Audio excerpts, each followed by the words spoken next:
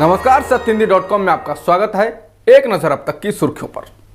Lockdown के बीच कांग्रेस सांसद राहुल गांधी ने आज चौथी बार पत्रकारों से बात की। इस दौरान राहुल ने कहा कि लॉकडाउन पूरी तरह से फेल हो गया है। उन्होंने कहा कि प्रधानमंत्री मोदी को उम्मीद थी कि कोरोना 21 दिन में कंट्रोल हो जाएगा, मगर 60 दिन हो चुके हैं और केसेस बढ़ते जा रहे हैं।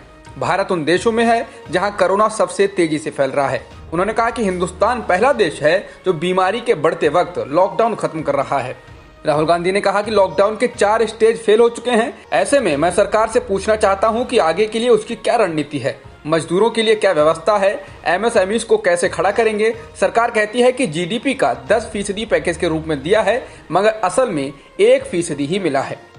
राहुल गांधी ने वित्त मंत्री निर्मला सीतारमण के द्वारा किए गए हमले का जवाब भी दिया। उन्होंने कहा कि मुझे मजदूरों से बात करके अच्छा लगता है और मुझे काफी कुछ सीखने को मिलता है, लेकिन अगर मुझे परमिशन मिलती है तो मैं पैदल ही उत्तर प्रदेश निकल जाऊंगा और मजदूरों की मदद करना शुरू कर दूंगा, लेकिन सरकार मुझे परमिशन नहीं देगी। राहुल ने बैग उठाने के तंज पर कहा कि अगर मुझे परमिशन दे दी जाती है तो मैं 1 नहीं 10 मजदूरों के बैग उठाने के लिए भी तैयार हूँ। बता दें, राहुल ने दिल्ली में प्रवासी मजदूरों से मुलाकात की थी। इसी के बाद वित्त मंत्री निर्मला सीतारमण ने मुलाकात को ड्रामा बताया था। वहीं कहा था कि इससे अच्छा होता कि राहुल गांधी मजदूरों की मदद करते और सामान उठाने में उनकी सहायता करते। राहुल गांधी ने कहा कि सरकार चाहे तो अभी मजदूरों की मदद कर सकती है, 7,500 रुपए हर महीने दे सकती है और देने भी चाहिए। इसके साथ ही उन्होंने योगी आदित्यनाथ के मजदूरों को लेकर फैसले पर कहा, यह दुर्भाग्यपूर्ण है। मेरा मानना है कि लोग पहले भारतीय हैं और फिर किसी राज्य के हैं। कोई राज्य के बाहर जाकर काम करना चाहता है, ये फैसला किसी मुख्यमंत्री को नहीं लेना चाहिए, बल्कि उस व्यक्ति को लेना है। बता दें, सीएम योगी आदित्यनाथ ने कहा है कि अब अगर किसी राज्य को यूपी के कामगार चाहिए होंगे तो पहले यूपी सरकार से अनुमति लेनी होगी। मोदी सरकार के दूसरे कार्यकाल के 1 साल पूरे होने के मौके पर बीजेपी 1000 वर्चुअल कॉन्फ्रेंस करने की तैयारी में है। इस कॉन्फ्रेंस का नेतृत्व राष्ट्रीय और राज्य स्तर के पार्टी नेता करेंगे। कॉन्फ्रेंस के साथ साथ पार्टी 750 वर्चुअल रैलियां भी करेगी। बता दें कि आने वाली 30 मई तारीख प्रधानमंत्री नरेंद्र मोदी के दूसरे कार्यकाल का 1 साल पूरा होने जा रहा है।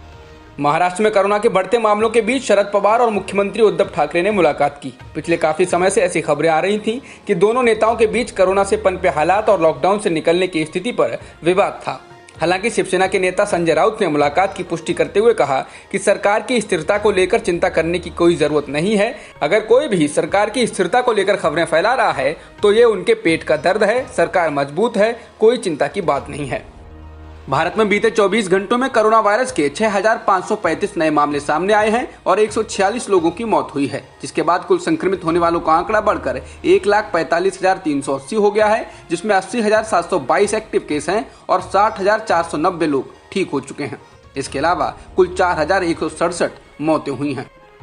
देश के सबसे ज्यादा प्रभावित राज्य महाराष्ट्र में कोरोना मामले बढ़कर 52,667 हो गए हैं, जबकि मरने वालों का आंकड़ा 1,695 हो गया है। इसके अलावा 15,786 लोग ठीक हो चुके हैं। तमिलनाडु में कोरोना संक्रमण के मामले 17,082 हो गए हैं, जबकि मरने वालों की संख्या 118 है। इसके अलावा 8,731 लोग ठीक होकर घर जा चुके हैं। गुजरात में कोरोना संक्रमण के मामले 14,460 हो गए हैं, जबकि मरने वालों की संख्या 888 है। इसके अलावा अब तक कुल 6,636 लोगों का सफलतापूर्वक इलाज किया जा चुका है। दिल्ली में संक्रमण के मामले 14,050 हो गए हैं, जबकि कुल मौतों की संख्या 278 है। इसके अलावा राजस्थान में कुल संक्रमित 7,300 हैं और मध्य प्रदेश में संक्रमितों की संख्या 6,859 हो गई है और मरने वालों का आंकड़ा 300 है। दिल्ली के एक निजी अस्पताल में काम करने वाली 46 वर्षीय नर्स की मौत के बाद उसके साथियों ने अस्पताल प्रशासन पर गंभीर आरोप लगाए हैं। अस्पताल में काम करने वाली अन्य नर्सों का आरोप है कि उन्हें इस्तेमाल किए हुए पीपीई किट, ग्लव्स और मास्क दिए जाते हैं। बता दें कि दिल्ली के कालरा अस्पताल में काम करने वाली नर्स अंबिका पीके की रविवार को दोपहर सफदरजंग अस्पताल में मौत हो गई थी। कोरोना संक्रमण के कारण नर्स की मौत का ये दिल्ली का पहला मामला है। बिहार स्कूल परीक्षा बोर्ड ने लंबे इंतजार के बाद 10वीं क्लास के रिजल्ट की घोषणा कर दी है। छात्रों की संख्या 15 लाख से ज्यादा होने के कारण एक साथ लाखों की संख्या में बच्चे वेबसाइट पर आए, जिसके कारण रिजल्ट जारी होते ही बिहार बोर्ड की वेबसाइट डाउन हो गई। हालांकि छात्र बिहार बोर्ड की आधिकारिक वेबसाइट biharboardonline.bihar.gov.in पर अपना रिजल्ट चेक कर सकते हैं।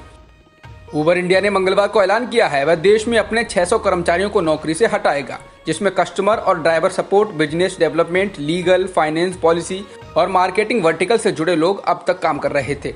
बता दें कि उबर के भारत में करीब 2400 कर्मचारी हैं, जिसमें से छटनी का हिस्सा उसका 1/4 कर्मचारी वर्ग बना है। दुनिया में कोरोना संक्रमण के मामले बढ़कर 54,95,061 हो गए हैं, जबकि मरने वालों का आंकड़ा 3,46,232 है। वहीं अब तक 23.5 लाख के करीब लोग ठीक होकर घर जा चुके हैं। अमेरिका में कोरोना संक्रमित लोगों का आंकड़ा 16,62,302 है, जबकि इस वायरस के कारण अब तक कुल 98,220 लोग मर चुके हैं। ब्राजील में पहली बार 24 घंटे के भीतर अमेरिका से ज्यादा मौतें दर्ज की गईं। कल ब्राजील में कोरोना वायरस संक्रमण से 807 मौतें हुई, जबकि अमेरिका में 620 लोगों की जान गई। ब्राजील में कोरोना वायरस से 3,74,898 लोग संक्रमित हो चुके हैं, जबकि मरने वालों का आंकड़ा 23,473 है। इसके अलावा रूस में संक्रमित लोगों की संख्या बढ़कर 3,53,427 है और 3,633 लोग मर चुके हैं। न्यूजीलैंड में इस समय सिर्फ एक ही कोरोना संक्रमित अस्पताल में है और पूरे देश में सिर्फ 22 मामले हैं। करीब 50 लाख लोगों के इस देश में अब तक कोरोना संक्रमण के 1500 मामले सामने आए और 21 लोगों की मौत हुई। अधिकारियों को भरोसा है कि उन्होंने देश में घरेलू संक्रमण के चक्र को तोड़ दिया है। मई महीने में नए मामले सामने नहीं आ रहे हैं। न्यूजीलैंड के अधिकतर हिस्सों से लॉकडाउन हटा दिया गया है। अब तक की खबरों में इतना ही। बाकी खबरों के लिए बने रहिए सत्यहिंदी.com के साथ।